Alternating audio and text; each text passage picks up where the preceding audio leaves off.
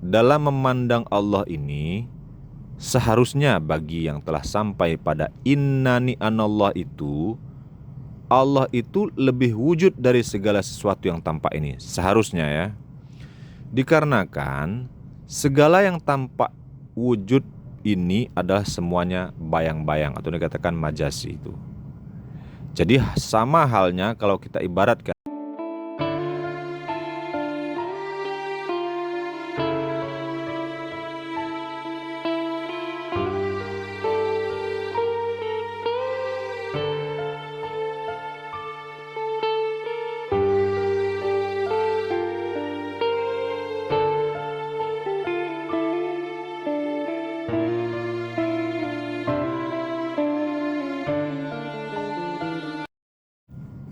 Bismillahirrahmanirrahim. Assalamualaikum warahmatullahi wabarakatuh. Alhamdulillahillazi arsala rasulahu bil huda wa dinil haq liyudhirahu ala dini kullihi wa kafa billahi syahida. Asyhadu an la ilaha illallah wa asyhadu anna Muhammadar Rasulullah. Allahumma sholli ala sayyidina Muhammadin wa ala alihi wassahbihi ajma'in, amma ba'du. Para sobat sekalian yang dirahmati Allah dimanapun berada, pada kajian kali ini kita akan membahas tentang bagaimana sih Allah itu, kemudian seperti apa Allah itu, dan yang mana Allah itu sebenarnya, dan bagaimana untuk sampai kepada Allah itu. Jadi kalau kita membicarakan tentang Allah ini, tentu kita harus menyamakan pemahaman dan persepsi kita dulu tentang Allah itu sendiri. Allah yang mana yang mau kita bahas? Allah yang seperti apa? Karena di dalam anggapan banyak orang, Allah itu sendiri tentu dalam persepsi yang berbeda-beda. Pada kajian kali ini, kita akan membahas tentang mengenai Allah yang mana dulu. Jadi yang kita maksudkan di sini adalah Allahnya itu adalah yang pertama, Allah yang menciptakan langit dan bumi. Ini yang pertama. Mengenai Allah yang menciptakan langit dan bumi ini dan segala sesuatu di antara keduanya, Allah sendiri telah menerangkan di dalam firman-Nya. Di dalam Al-Quran, surat Hud ayat 7, Allah berfirman, Dialah Allah yang menciptakan langit dan bumi dalam 6 masa. Ini Allah yang kita maksudkan ini adalah Allah yang sebagai pencipta langit dan bumi, sebagaimana yang telah diterangkan di dalam surat Hud ayat 7. Kemudian Allah yang kita maksudkan juga ini adalah sebagaimana di dalam firman-Nya di dalam surat Ali Imran ayat 190 sampai 191, Allah berfirman, Sesungguhnya di dalam penciptaan langit dan bumi serta pergantian malam dan siang terdapat tanda-tanda kekuasaan atau kebesaran Allah bagi orang-orang yang berakal.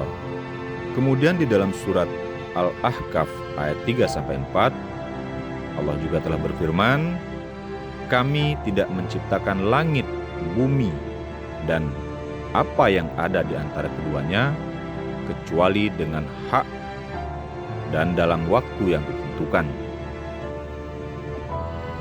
Kemudian dalam surat Ad-Duhan ayat 38, Allah berfirman, Tidaklah kami menciptakan langit dan bumi, dan apa yang ada di antara keduanya, secara main-main. Begitu juga di dalam surat As-Sajdah ayat 4, Allah berfirman, Allah yang menciptakan langit dan bumi dan apa yang ada di antara keduanya dalam 6 masa. Kemudian dia bersemayam di aras. Nah, Allah inilah yang akan kita bahas pada kajian kita ini sebagai pencipta langit dan bumi ini dan beserta isinya. Tentang bagaimana Allah menciptakan langit dan bumi itu sudah masuk pada bagian ilmu dan kekuasaan Allah itu sendiri. Sebagaimana yang telah difirmankan Allah, apabila Allah menghendaki sesuatu, maka hanya dengan kun fayakun. Jadi kalau ada yang membahas tentang menyampaikan pemikiran bagaimana Allah menciptakan langit dan bumi itu, ya silakan saja sebatas asumsi. Misalnya ada yang berasumsi tentang terciptanya langit dan bumi ini dengan adanya ledakan atau apalah ya, nah itu terserah mereka. Yang jelas kita meyakinin Allah menciptakan langit dan bumi ini dengan kekuasaan Allah itu sendiri. Dikarenakan Allah telah menciptakan langit dan bumi beserta isinya ini, tentu Allah juga menurunkan petunjuk-petunjuk dan informasi-informasi mengenai Allah dan ciptaannya itu sendiri. Makanya nanti akan diturunkan utusan-utusannya, mulai dari utusan yang pertama sampai utusan terakhir, sang baginda Nabi Muhammad SAW sebagai pembawa petunjuk-petunjuk tentang kitab-kitab yang diturunkan oleh Allah itu. Oleh karenanya, ketika kita telah mengetahui bahwa yang menciptakan langit dan bumi beserta isinya ini adalah Allah itu, ya tentu kita harus membatasi pemikiran kita dan harus tunduk pada ketentuan dan kitab-kitab sebagai petunjuk yang juga telah diturunkan Allah pada utusan-utusannya, termasuk utusan terakhir sang baginda Nabi Muhammad SAW itu membawa kitab petunjuk yang namanya Al-Quran itu. Ya tentu kita harus tunduk pada apa-apa yang telah diterangkan Allah di dalam Al-Quran. Sehingga ketika kita tunduk pada informasi-informasi yang telah disampaikan oleh Allah di dalam Al-Quran, pemikiran kita tidak menjadi liar. Misalnya, kapan Allah menciptakan, seperti apa Allah menciptakan, itu kan sudah masuk pada bagian ilmunya Allah. Nah, sebagaimana yang diterangkan di dalam Al-Quran, bahwasanya diciptakannya langit dan bumi beserta seluruh isinya ini, ternyata itu adalah untuk manusia yang akan dijadikan oleh Allah sebagai khalifah di bumi ini. Inilah Allah juga yang akan kita bahas pada kajian ini. Setelah tadi yang pertama itu adalah Allah itu adalah yang menciptakan langit dan bumi. Yang kedua itu ada Allah yang menciptakan manusia. Jadi setelah menciptakan langit dan bumi beserta isinya, Allah menciptakan manusia untuk mengisi bumi ini sebagai khalifahnya di bumi. Sebagaimana yang telah difirmankan Allah di dalam surat Al-Baqarah ayat 30, ingatlah ketika Tuhanmu berfirman kepada para malaikat, Aku hendak menjadikan khalifah di bumi. Lalu para malaikat itu berkata, Apakah engkau hendak menjadikan orang yang merusak dan menumpahkan darah di sana, sedangkan kami bertasbih, memujimu dan mensucikan namamu? Kemudian Allah berfirman kepada para malaikat itu, Sesungguhnya aku mengetahui apa yang tidak kamu ketahui. Jadi dari ayat ini tentu kita mengetahui bahwa penciptaan langit dan bumi dan penciptaan manusia itu sebagai khalifah tentu sudah masuk pada rencana dan skenarionya Allah itu sendiri.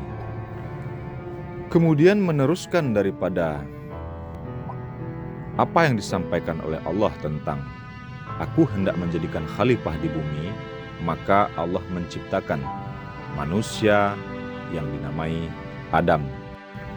Lalu kemudian Allah menjadikan Adam. Setelah jadi Adam, lalu Allah lah yang mengajari Adam itu.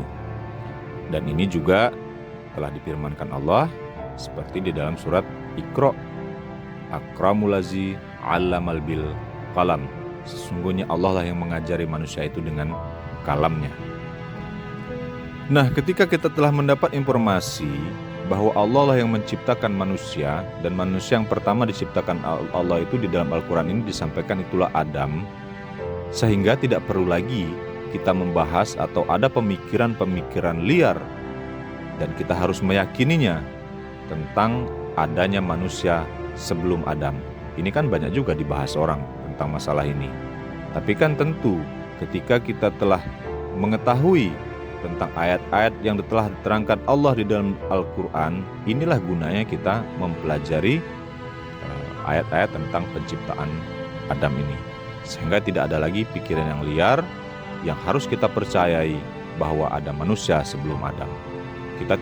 Kita telah dibatasi oleh Allah di dalam ayat-ayat Al-Quran ini bahwa Allah yang menciptakan Adam itu sebagai manusia pertama.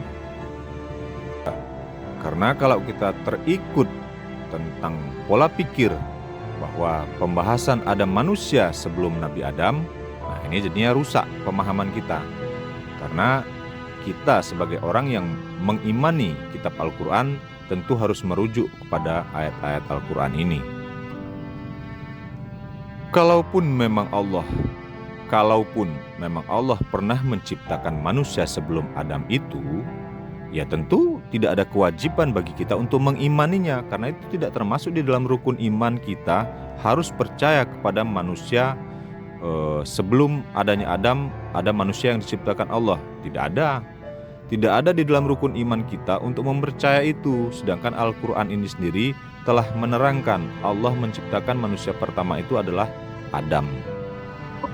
Sebagai perwujudan daripada rencana Allah, aku hendak menjadikan khalifah di bumi ini. Inilah yang tadi kita sampaikan bahwa tentang pembahasan Allah ini banyak berbeda persepsi tentang mempersepsikan Allah itu yang mana.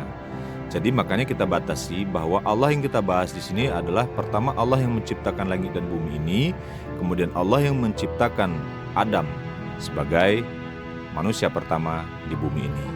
Kemudian yang ketiga, ini adalah Allah yang kita bahas di sini adalah Allah yang menurunkan semua nabi-nabi dan menurunkan semua kitab suci. Jadi setelah kita membahas tentang Allah menciptakan alam semesta dan seisinya, kemudian Allah juga yang menjadikan manusia, tentu Allah juga akan menurunkan utusan-utusannya di bumi ini beserta kitab-kitab petunjuknya sebagai petunjuk untuk manusia ketika berada di bumi ini.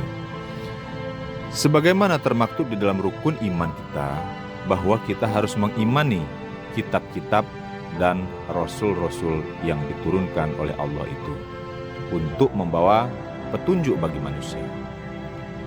Mengenai banyaknya utusan Allah, para nabi dan para rasul itu sekian banyak ribuan, itu kita hanya wajib mengetahuinya itu adalah 25 utusan saja, atau dikatakan yang biasa kita kenal itu adalah 25 nabi.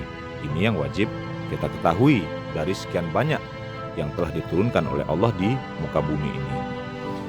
Jadi dari 25 nabi inilah yang menjadi kewajiban kita sebagai umat muslim untuk mengetahuinya, mulai dari Nabi Adam, kemudian Nabi Idris, kemudian Nabi Nuh, Nabi Hud, Nabi Saleh, Nabi Ibrahim, Nabi Ismail, Nabi Ishak, kemudian Nabi Lut, kemudian Nabi Yakub, kemudian Nabi Yusuf, kemudian Nabi Su'aib, kemudian Nabi Ayub, kemudian Nabi Zulkifli, Nabi Musa, kemudian Nabi Harun, kemudian Nabi Daud, kemudian ada Nabi Sulaiman, kemudian ada Nabi Ilyas, kemudian Nabi Ilyasa, kemudian Nabi Yunus, Nabi Zakaria, Nabi Yahya, Nabi Isa, kemudian Nabi Muhammad Sallallahu Alaihi Wasallam. Inilah 25 nabi yang wajib kita ketahui di dalam Islam ini, di luar daripada nabi-nabi yang lain yang jumlahnya itu sangat banyak yang diturunkan oleh Allah. Kemudian termasuk juga kitab-kitab suci yang wajib kita ketahui itu adalah 4 kitab suci. Yang pertama itu adalah kitab Taurat yang diturunkan kepada Nabi Musa, kemudian kitab Zabur diturunkan kepada Nabi Daud yang biasa disebut juga Mazmur ya. Kemudian kitab Injil ini yang diturunkan kepada Nabi Isa di Yerusalem. Kemudian Al-Quran diturunkan Allah kepada Nabi Muhammad SAW sebagai nabi penutup utusannya dan sebagai kitab penyempurna dari kitab-kitab sebelumnya itu. Jadi diturunkannya oleh Allah tentang utusan-utusannya ini yang membawa kitab-kitab petunjuk itu agar manusia itu dapat mengenal kepada yang menciptakannya atau dapat mengenal kepada Robnya itu. Sebagaimana difirmankan Allah di dalam surat Al-Anbiya ayat 25, dan kami tidak mengutus seorang rasul pun sebelum kamu, baginda Nabi Muhammad SAW, maksudnya ini adalah melainkan kami sampaikan atau kami wahyukan kepada mereka bahwa tidak ada Tuhan yang hak melainkan Allah. Maka sembahlah olehmu sekalian akan Allah itu. Jadi seluruh utusan yang diturunkan Allah di muka bumi ini sebenarnya adalah untuk mengajarkan manusia itu untuk dapat mengenal dan mengesahkan Allah itu. Inilah tujuan utamanya diturunkannya utusan-utusan Allah itu yang membawa kitab-kitab petunjuk itu agar manusia itu dapat mengenal Sang Pencipta itu. Kemudian setelah mengenal dapat mengesahkan Allah itu. Setelah dapat mengesahkan Allah itu, maka itulah yang dikatakan kita itu hidup di dunia ini untuk beribadah kepada Allah itu, seperti yang difirmankan Allah di dalam surat Az-Zariyat ayat 56, tidaklah aku menciptakan jin dan manusia itu kecuali untuk beribadah kepadaku. Wa ma khalaqtul jinna wal ins illa liya'budun. Inilah sebenarnya kerangka besarnya tentang penciptaan manusia, kemudian diturunkannya utusan-utusannya untuk membawa kita petunjuk Allah itu yang harus kita pahamin bersama. Yang sebagai manusia, jika kita mengakui Allah itu adalah Allah yang menciptakan langit dan bumi, yang menciptakan manusia, dan yang menurunkan nabi-nabi dan kitab-kitab petunjuknya. Para sobat sekalian yang dirahmati Allah, tentang utusan-utusan Allah ini dan kitab-kitab suci sebagai petunjuk untuk manusia itu, Allah juga telah menyampaikan bahwa utusan terakhirnya itu adalah sang baginda Nabi Muhammad SAW, kemudian membawa kitab petunjuk namanya Al-Quran ini sebagai kitab petunjuk terakhir yang telah sempurna. Lalu dikarenakan Nabi Muhammad ini adalah utusan penutup oleh Allah untuk seluruh manusia dan membawa kitab suci sebagai kitab petunjuk terakhir, sebagai penyempurna kitab-kitab sebelumnya yang telah diturunkan Allah sebelumnya sebagai petunjuk, maka tentu utusan terakhir ini dan kitab petunjuk terakhir ini telah memuat segala sesuatu dan menjelaskan segala sesuatu untuk manusia, untuk kebutuhan manusia selama di dunia ini. Sebagaimana telah difirmankan Allah di dalam surat Al-Baqarah ayat 21, "Wahai manusia, sembahlah Tuhanmu yang telah menciptakan kamu dan orang-orang sebelum kamu agar kamu bertakwa." Ini adalah perintah Tuhan kepada seluruh manusia. Jadi jika kita mengakui Allah itu adalah Allah yang tadi kita sebutkan sebagai pencipta langit dan bumi, pencipta manusia, dan yang menurunkan utusan-utusan di kitab-kitabnya, maka tentu kita sebagai manusia ini harus mendengar apa-apa yang telah disampaikan oleh Allah dan telah digariskan melalui kitab-kitab sucinya ini. Kemudian di dalam surat An-Nisa ayat 1 Allah pun berfirman, pada seluruh manusia, untuk seluruh manusia, karena Al-Quran ini pun diturunkan untuk seluruh manusia. Dan begitu juga Nabi Muhammad SAW ini sebagai Nabi penutup, Nabi terakhir, ini diturunkan untuk menjadi rahmatan lil alamin.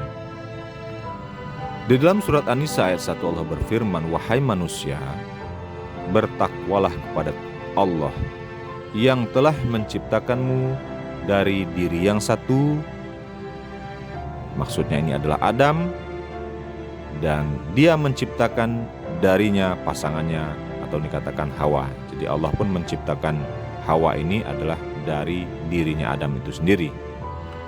Dari keduanya Allah memperkembangbiakkan laki-laki dan perempuan yang banyak. Jadi Allah pun telah menyampaikan tentang penciptaan manusia ini. Dari diri yang satu itulah Allah menciptakan pasangannya pula, sehingga dari pasangan Adam dan Hawa ini berkembang biaklah, beranak pinaklah Adam dan Hawa ini dengan laki-laki dan perempuan yang banyak. Ini telah disampaikan oleh Allah di dalam surat An-Nisa ayat 1. Kemudian di dalam surat An-Nisa ayat 170 Allah juga berfirman, "Wahai manusia, sungguh telah datang Rasul," maksudnya ini adalah baginda Nabi Muhammad SAW, "kepadamu dengan membawa kebenaran dari Allah, maka berimanlah kepadanya." Maksudnya manusia ini sebenarnya sudah diperintahkan untuk mengimani sebagai Nabi Muhammad SAW sebagai utusan terakhir dari Allah yang membawa kitab Al-Quran. Kemudian mengenai Nabi Muhammad SAW ini sebagai penutupnya para nabi, sebagai penutupnya utusan, maka Allah juga telah menyampaikan dalam firman-Nya dalam surat Al-Ahzab ayat 40, "Sesungguhnya baginda Muhammad SAW itu bukanlah bapak dari seorang di antara kamu, melainkan baginda Nabi Muhammad SAW itu adalah utusan Allah dan penutup para nabi." Lebih diperkuat lagi oleh Allah di dalam surat Al-Maidah ayat 48.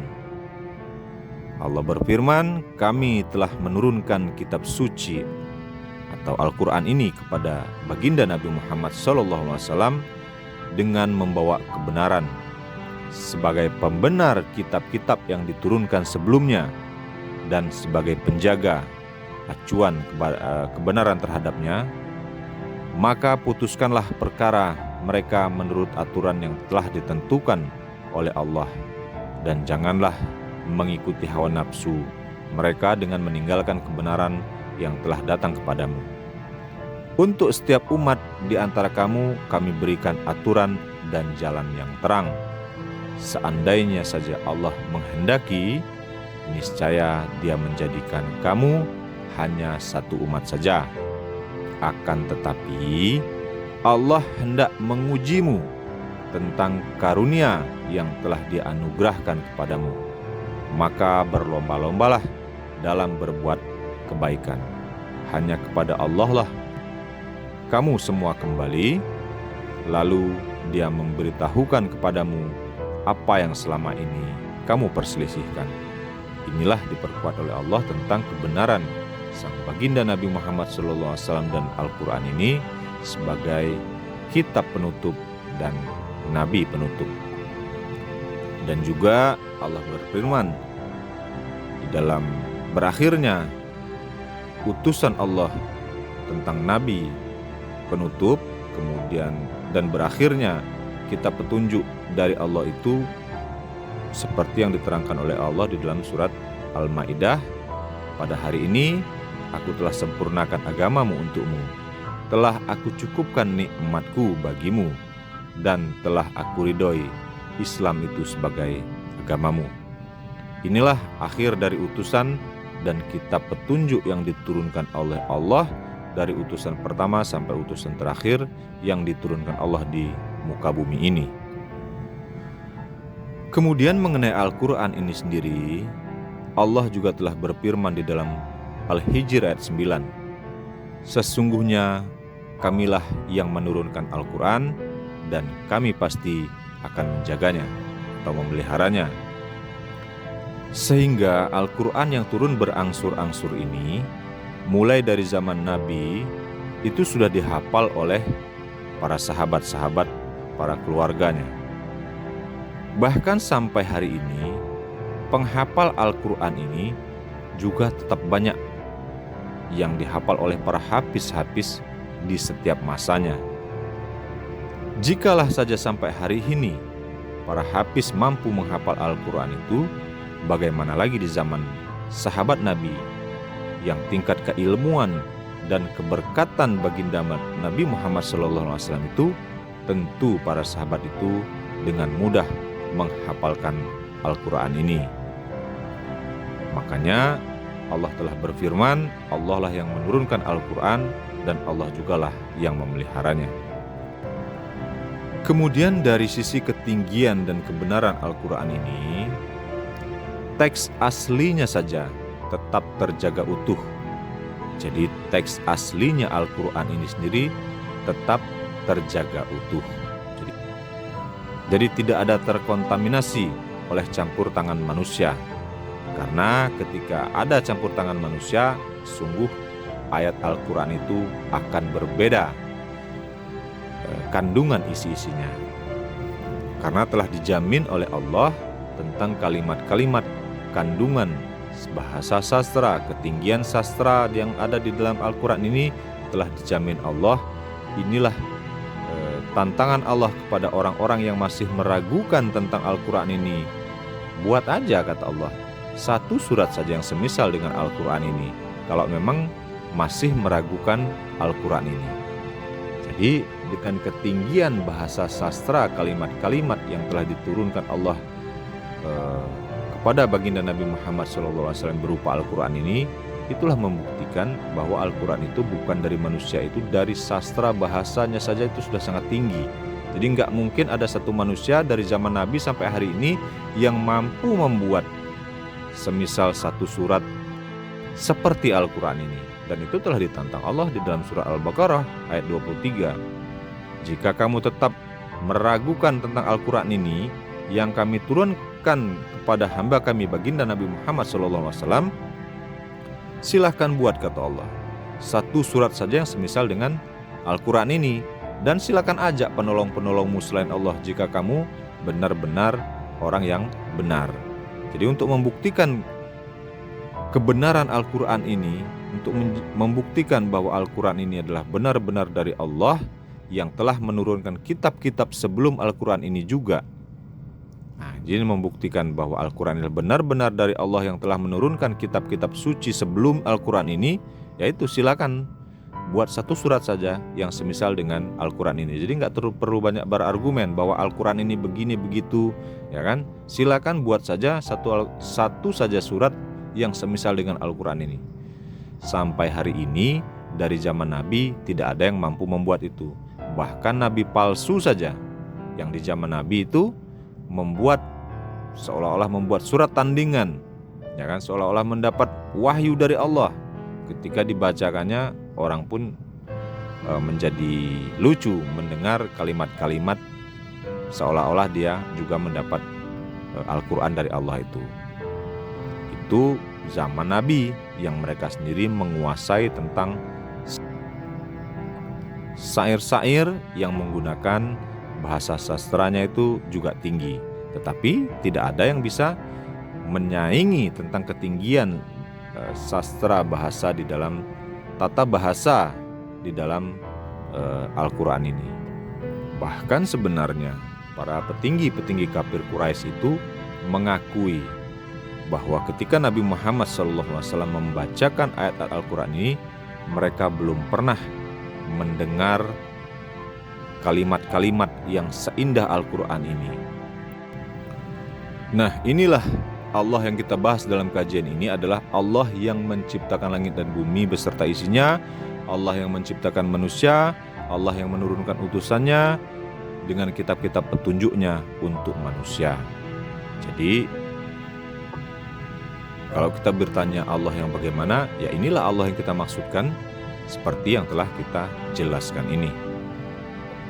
Jadi ketika ada orang pembahasan tentang Allah yang lain yang tidak kita maksudkan di dalam pembahasan ini, ya itu yang kita maksudkan tadi, ya berarti orang berbeda-beda tentang mempersepsikan Allah itu sendiri. Para sobat sekalian yang dirahmati Allah, dan juga Allah yang kita bahas ini adalah Allah yang berfirman di dalam surat Al-Baqarah 255. Allah tidak ada Tuhan selain Dia, yang maha hidup, lagi terus-menerus mengurus makhluknya. Dia tidak mengantuk dan tidak pula tidur. Miliknya lah apa yang ada di langit dan apa-apa yang di bumi ini. Tidak ada yang memberi syafaat di sisi Allah tanpa izinnya. Dia mengetahui apa yang ada di hadapan mereka dan apa yang ada di belakang mereka. Mereka tidak mengetahui sesuatu apapun dari ilmu Allah kecuali apa yang Dia kehendaki. Ilmu dan kekuasaan Allah meliputi langit dan bumi. Dia tidak merasa berat memelihara keduanya. Dialah yang maha tinggi dan maha agung. Inilah Allah yang kita maksudkan, yang mencipta langit dan bumi beserta isinya, dan Allah itu pula lah yang mengurus ciptaannya itu. Dialah Allah yang kita bahas dalam kajian ini. Nah, setelah kita mengetahui dan memahami tentang bagaimana Allah itu yang kita maksudkan, tentu kita sebagai pemeluk ajaran utusan Allah yang terakhir ini dan mengikuti kitab petunjuknya sebagai kitab terakhir pula yang diturunkan oleh Allah, yaitu Al-Quran, tentulah pula kita diajarkan secara sempurna tentang tata cara untuk mengenal dan sampai kepada Allah itu. Dan ini telah banyak difirmankan, diperintahkan oleh Allah di dalam Al-Quran itu sendiri. Misalnya di dalam surat Muhammad ayat 9, kita ketahui Allah telah berfirman, fa'alam annahu la ilaha illallah. Jadi inilah petunjuk Allah tentang bagaimana untuk dapat menemukan dan sampai kepada Allah itu. Ketahuilah olehmu, ilmuilah olehmu, ketahuilah olehmu dengan ilmu bahwa tidak ada ilah yang patut disembah itu hanya selain Allah itu. Inilah tadi yang kita bahas tentang Allah yang kita maksudkan.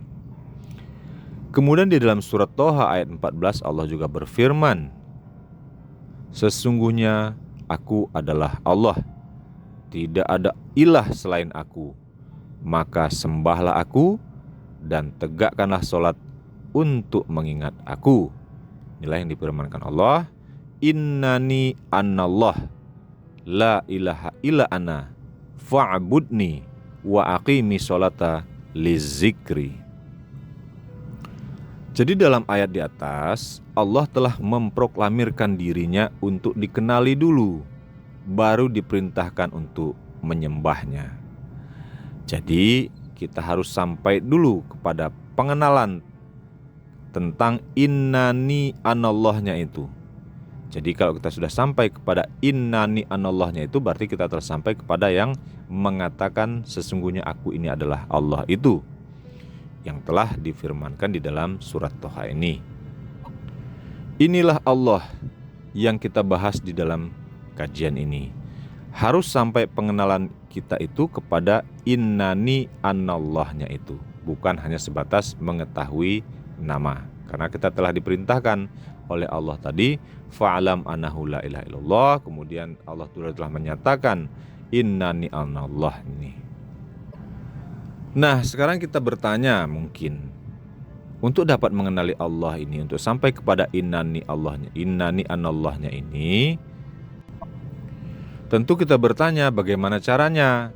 Dan ini telah disabdakan juga oleh Nabi bahwa man arafa nafsahu faqad arafa rabbahu. Inilah bagaimana caranya untuk dapat sampai kepada Allah itu, untuk dapat sampai kepada innani anallahnya itu. Nah, ini yang disampaikan Nabi, man arafa nafsahu faqad arafa rabbahu. Jadi bagi siapa yang mau mengenal Robnya, maka kenalilah dulu dirinya. Inilah mengapa pentingnya kita sebagai manusia ini untuk mengenali diri kita ini, untuk dapat sampai mengenal kepada Rob itu.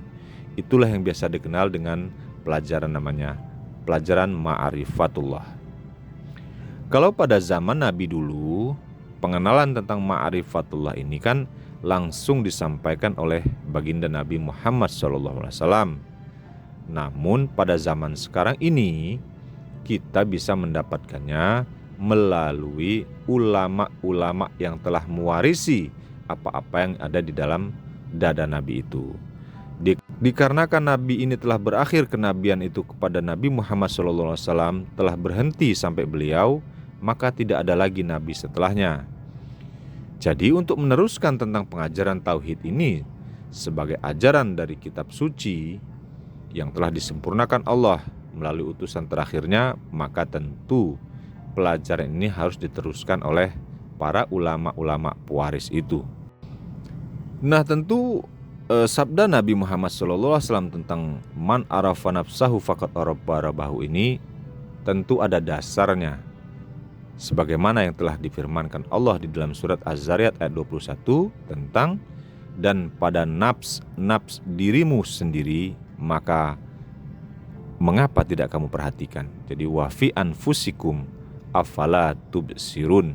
Ini kata Allah yang sejalan dengan inilah yang sejalan dengan sabda Nabi Muhammad SAW tentang man arafa nafsahu faqad arafa rabbahu itu. Dan inilah pula yang menjadi landasan penting bagi kita untuk memperhatikan nafs diri kita sebagai jalan, sebagai salah satu jalan untuk sampai kepada Allah itu. Para sobat sekalian yang dirahmati Allah, ketika kita telah mempelajari ma'rifatullah, pengenalan untuk sampai kepada Allah ini, puncaknya itu harus sampai kepada pengenalan tentang innani anallahnya itu. Maka dapatlah pula kita menyadari tentang hakikat la haula wala quwata illa billah itu. Jadi ketika kita telah sampai kepada makom ini, maka tidak ada lagi keakuan diri kita itu, melainkan telah sampai kepada pengenalan innani anallahnya itu. Nah tentu untuk sampai pada tingkat ini harus melewati proses-proses melalui bimbingan. Bukan hanya sebatas pembahasan tanpa praktek dan pengalaman spiritualnya. Sehingga betul-betul ketika kita mempelajari ini melalui bimbingan, dapatlah kita membuktikan dengan spiritual kita tentang bagaimana dapat merasakan lenyapnya diri kita dan sampai kepada yang dimaksud innani anallahnya itu. Ketika diri manusia masih merasa bersifat dan masih merasa wujud, artinya masih merasa wujud lebih wujud dari Allah itu, ya artinya itu belum dapat menetapkan Allah dengan sebenar-benarnya. Nah, itu pun juga masih dikatakan syirik namanya. Karena syirik itu adalah ketika kita belum dapat menetapkan dirinya Allah itu di dalam pandangan kita, atau kita belum dapat menetapkan mengesahkan Allah itu dalam pandangan diri kita. Jika masih meyakini ada diri yang lain selain dirinya Allah itu dalam kajian ma'rifat, nah itu masih syirik.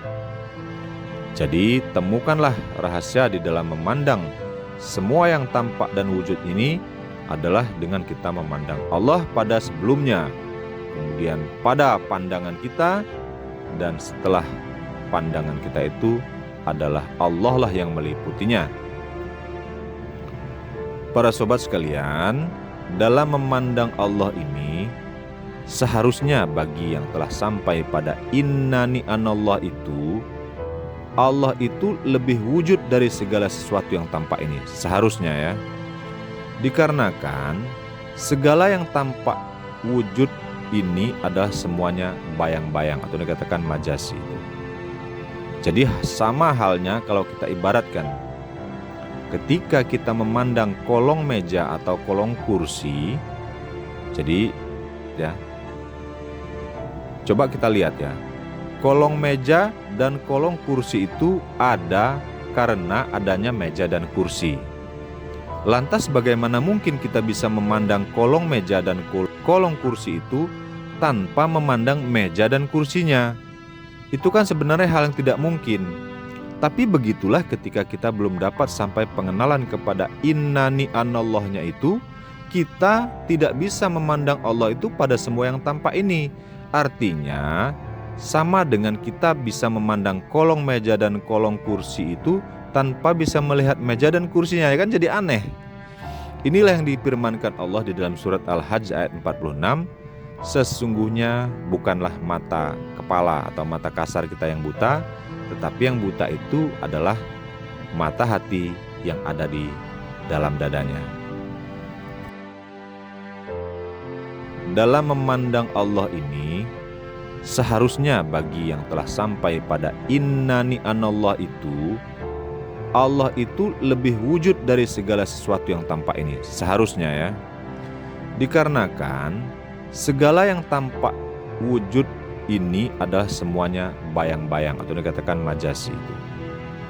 Jadi sama halnya kalau kita ibaratkan ketika kita memandang kolong meja atau kolong kursi.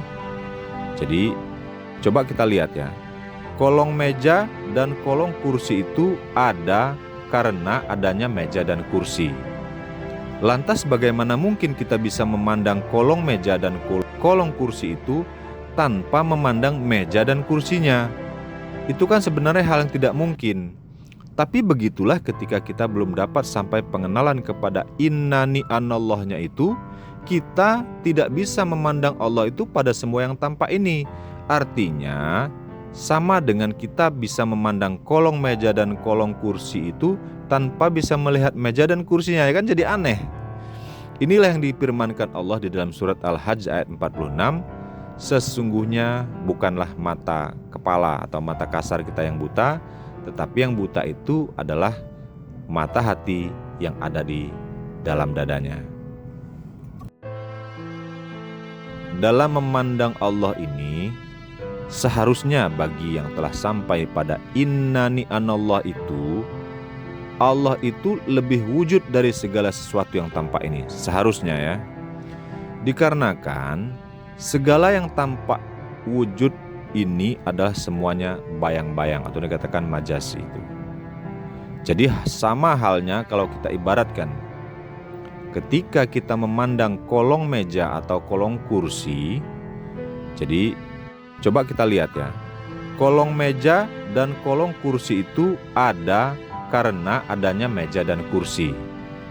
Lantas bagaimana mungkin kita bisa memandang kolong meja dan kolong kursi itu tanpa memandang meja dan kursinya?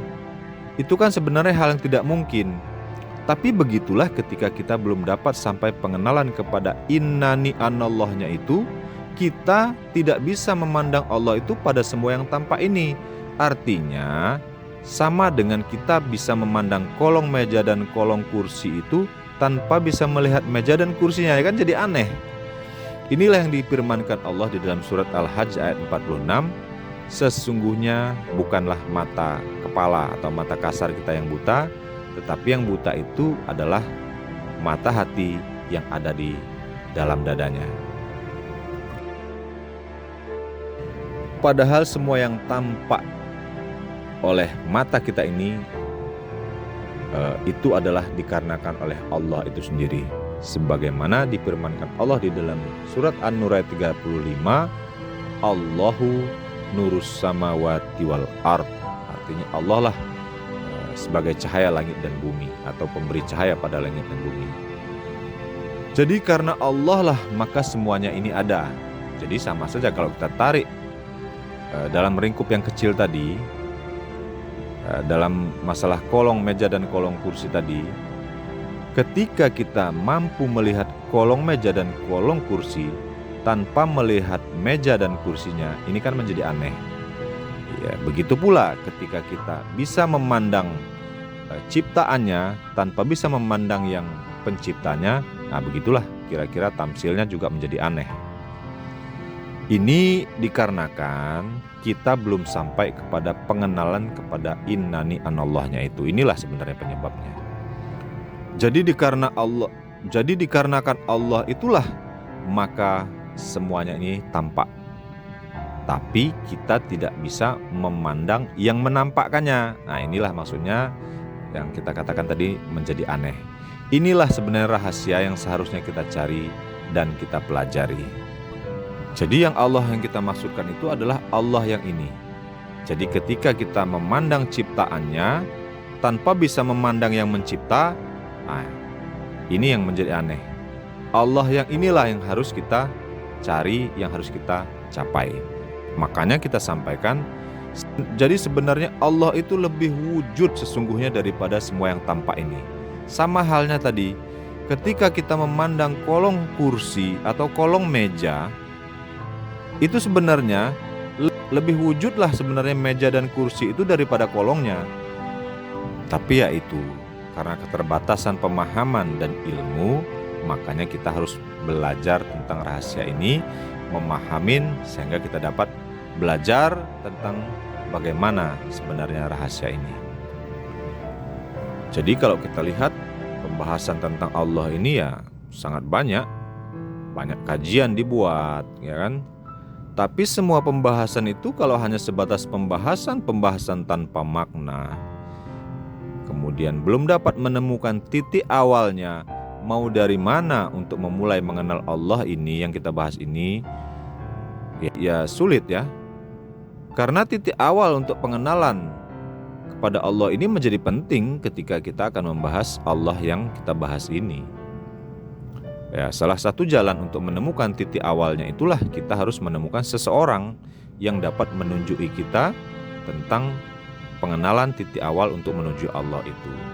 Nah, mereka ya sebagai penunjuk tentang titik awal untuk menuju kepada Allah itulah yang disebut dengan ulama pewaris Nabi itu, atau yang dikatakan mursyid itu.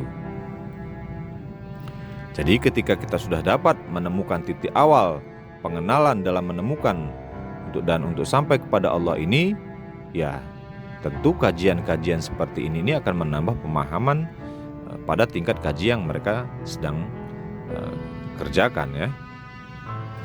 Mengapa pentingnya pembimbing di dalam pelajaran untuk menemukan Allah ini, atau mengapa perlunya pembimbing di dalam belajar ma'rifatullah ini? Agar kita tidak tersasar di dalam belajar, agar kita tidak tersasar di dalam memahaminya. Dikarenakan sejak zaman Nabi dulu, yang mengajarkannya itu adalah Nabi langsung, diajarkan kepada keluarga, sahabat, dan umat pada zaman itu. Kemudian setelah masa kenabian, para tabi'in ini belajarnya juga kepada para sahabat. Nah, setelah masa berikutnya, para tabi'in juga belajar kepada tabi'in yang belajar kepada para sahabat. Begitulah jalur silsilah di dalam mempelajari keilmuan ini dari zaman ke zaman. Sampai zaman sekarang ini tentu seorang mursyid itu harus memiliki sanad silsilah yang tersambung kepada sang baginda Nabi Muhammad SAW itu. Maka itulah pentingnya kita memiliki seorang guru mursyid yang tersambung sanad silsilahnya kepada baginda Nabi Muhammad SAW itu, agar kemurnian ajaran itu tetap terjaga. Kemudian agar tidak tersalah kita di dalam memahamin tentang Allah itu sendiri. Dikarenakan Allah itu sendiri tidak bisa dicapai dengan penglihatan mata kepala atau mata kasar kita. Sebagaimana yang telah difirmankan Allah di dalam surat Al-An'am ayat 103, Allah itu tidaklah dapat dijangkau oleh penglihatan mata, sedangkan Dia dapat menjangkau segala penglihatan. Dialah Allah yang maha halus lagi maha teliti. Ini Allah berfirman di dalam surat Al-An'am 103, la tudrikul absar wa huwa yudrikul absar wa huwa latiful khabir. Jadi Allah yang kita bicarakan ini, yang kita kaji ini adalah pertama, Allah yang tidak bisa dijangkau oleh penglihatan mata. Kemudian di dalam surat Al-Kahf ayat 16 Allah berfirman, sesungguhnya kami benar-benar telah menciptakan manusia dan mengetahui apa yang dibisikkan oleh dirinya. Kami lebih dekat dari urat lehernya. Nah ini bagaimana memahamkannya pula? Allah itu lebih dekat dari urat leher kita. Jadi dari ayat yang pertama tadi Allah tidak dapat dijangkau oleh penglihatan mata. Kemudian ada ayat lagi bahwa Allah itu lebih dekat dari urat leher kita. Kemudian ada firman Allah pula di dalam surat Al-Hadid ayat 4, wa huwa ma'akum ainama kuntum, dan Allah bersama kamu di mana saja berada. Nah, jadi untuk memahamkan ini tanpa guru pembimbing, hanya kita mereka-reka, hanya berasumsi-asumsi, ya tentu bisa saja tersalah kita di dalam memahaminya.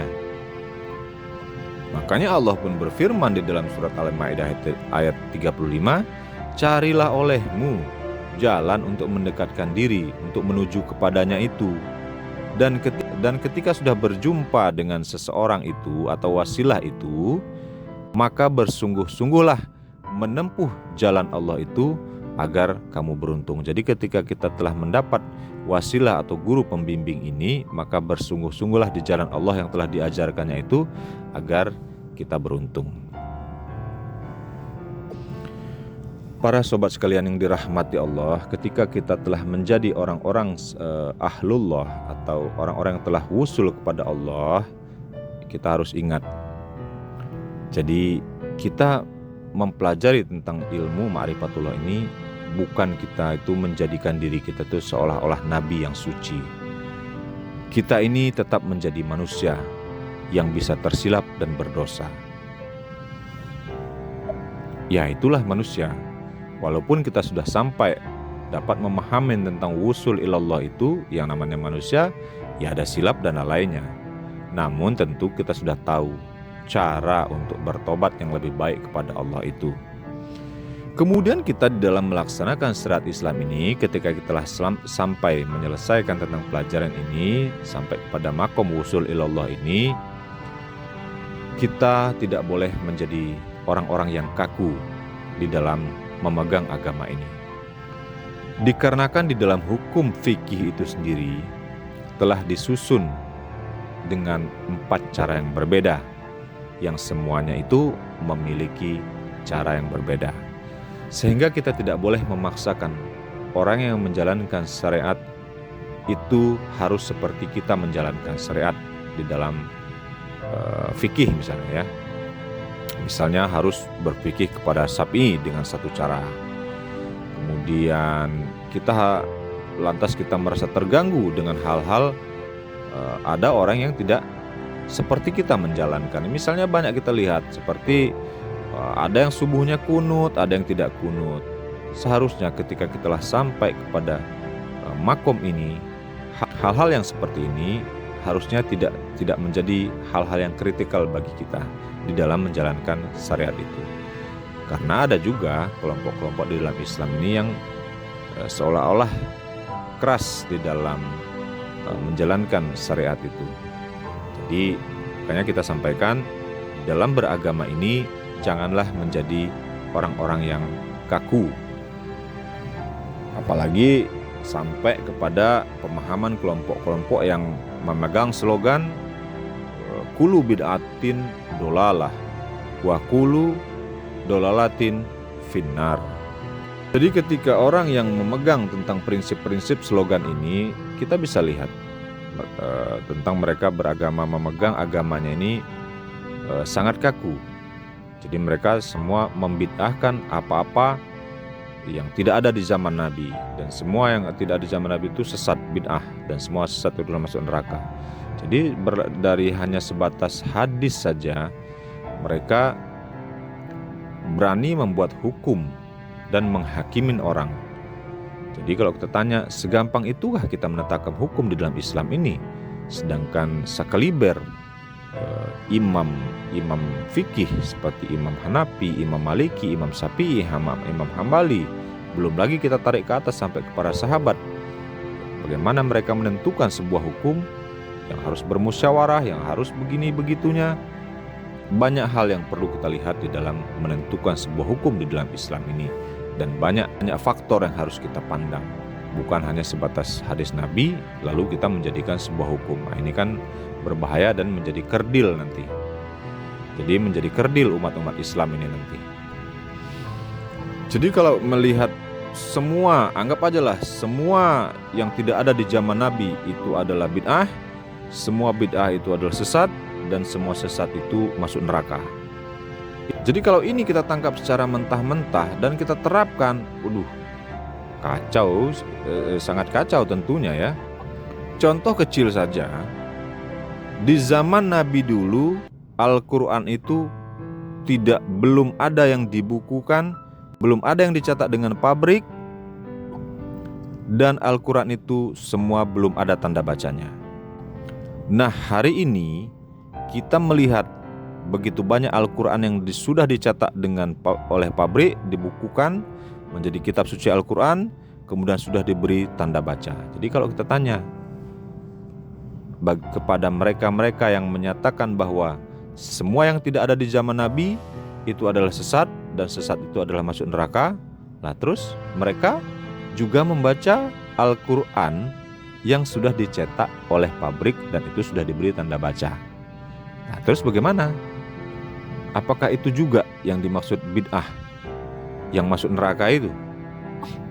Kan kacau kalau kita bawa tentang pemahaman semua bid'ah itu sesat dan sesat itu masuk neraka. Coba aja kita bahas sajalah tentang masalah kitab suci Al-Quran ini saja. Nah itu aja sudah terpatahkan.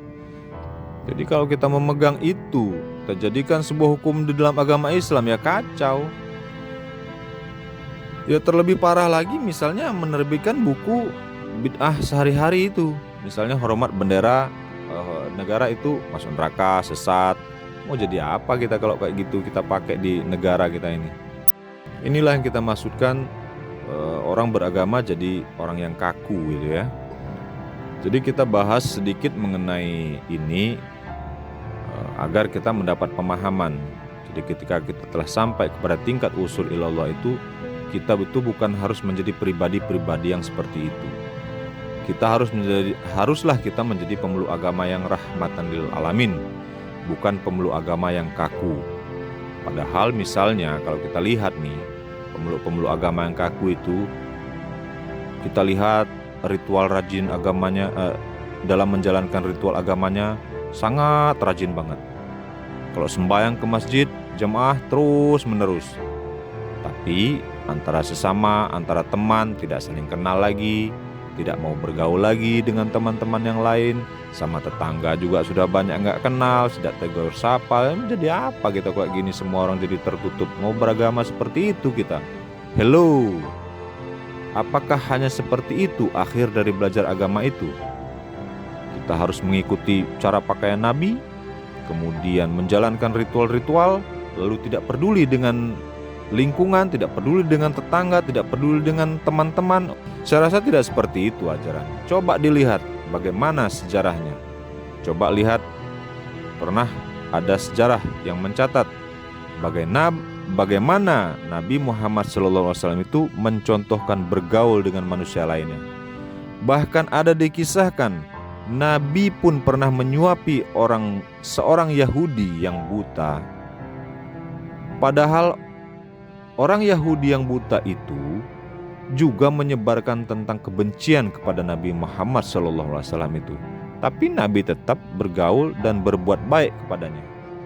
Lantas masa sebagai pengikut Nabi kemudian menjalankan ritual-ritual, lantas perilaku kita sudah tidak memiliki lagi pergaulan-pergaulan yang baik kepada antar sesama kita. Nah, ini kan kita menjadi umat pemegang agama, jadi kita menjadi umat pemeluk agama yang kaku. Nah, ini jangan sampai kita di dalam mempelajari ilmu ma'rifatullah ini menjadi orang-orang yang seperti ini ya. Jadi tentunya dalam kita mempelajari ilmu ma'rifatullah ini, yang pertama itu adalah kita menjadilah manusia yang beragama itu yang benar di dalam bertauhid, di dalam mengesahkan Allah. Kemudian benarlah di dalam menjalani kehidupan kita sehari-hari itu dengan menjalin hubungan antar sesama dan alam semesta ini. Jadi kita tidak menjadi orang-orang yang kaku, dan peganglah konsep sebagai orang yang beragama itu menjadi rahmatan lil alamin itu. Jadi setelah baik ibadah kita kepada Allah, maka berbuat baiklah kita antar sesama manusia untuk kemakmuran dan kemaslahatan di bumi ini. Inilah yang dikatakan hablum minallah dan hablum minan nas itu. Para sobat sekalian yang dirahmati Allah, semoga kajian ini dapat menambah pemahaman dan kepahaman kita tentang Allah ini sendiri. Kepada Allah dan Rasulnya kita senantiasa meminta petunjuk agar senantiasa kita dibimbing di dalam menjalani kehidupan kita ini. Allahumma fir ummati sayyidina Muhammadin Allahumma arham ummata Sayyidina Muhammad. Allahumma astur ummata Sayyidina Muhammad. Allahumma jibur ummata Sayyidina Muhammad. Allahumma aslih ummata Sayyidina Muhammad. Allahumma farij an ummata Sayyidina Muhammad sallallahu alaihi wasallam. Amin ya Allah. Amin amin ya rabbal alamin. Wabillahi taufiq wal hidayah. Wassalamualaikum warahmatullahi wabarakatuh.